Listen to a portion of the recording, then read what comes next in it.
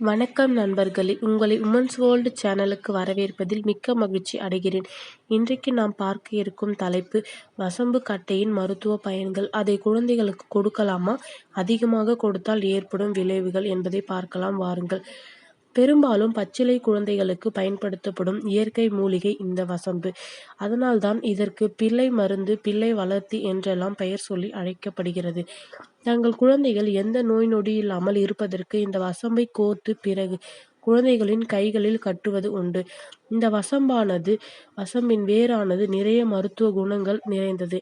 குழந்தைகளுக்கு ஏற்படும் நெஞ்சு எரிச்சல், அஜீரணம், வயிறு உப்பசம், வயிறு வீக்கம், வயிற்றுப்போக்கு போன்ற பிரச்சனைகளுக்கெல்லாம் வசம்பு உதவுகிறது. அத்துடன் உடல் குளிர்ச்சியையும் நீக்க உதவுகிறது. இந்த வசம்பினை ஒரு கல்லில் வைத்து உரசி அதை வழித்து எடுத்து தாய்ப்பாலுடன் கலந்து தருவார்கள் அல்லது தேனுடன் கலந்து குழந்தைகளுக்கு தருவார்கள். வசம்பு பொடி என்று தனியாகவே கடைகளில் கிடைக்கிறது. வசம்பு கொடுத்துவிட்டால் அடுத்த அரை மணி நேரத்திற்கு குழந்தைகளுக்கு பால் தரக்கூடாது. இந்த வசம்பு திருஷ்டி பொருளாகவும் பயன்படுவதுண்டு. குழந்தைகளுக்கு பசியின்மை இருந்தாலும் இந்த வசம்பு தருவார்கள். குழந்தைகளை தூங்க வைத்த பிறகு அந்த அறை சுற்றிலும் வசம்பு பொடியை ஆங்காங்கே தூவி வைப்பதால் பூச்சிகள் முதல் நுண்ணுயிரிகள் நுழைவது தடுத்து நிறுத்தப்படும். அல்லது குழந்தைகளுக்கு குளிக்க வைக்கும்போது அந்த பொடியை தண்ணீரில் கலந்து பயன்படுத்துவார்கள்.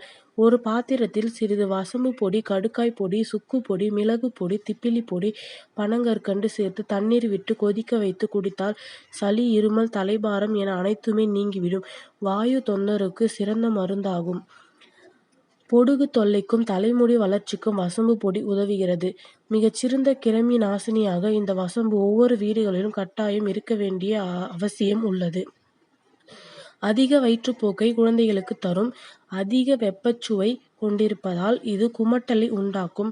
வசம்பு அளவை அதிகரித்து கொண்டு இருந்தால் குழந்தைகளுக்கு பேச்சு திறன் வேகமாக வளர்வதை காட்டிலும் திக்குவாய் பிரச்சனை உண்டாகிறது.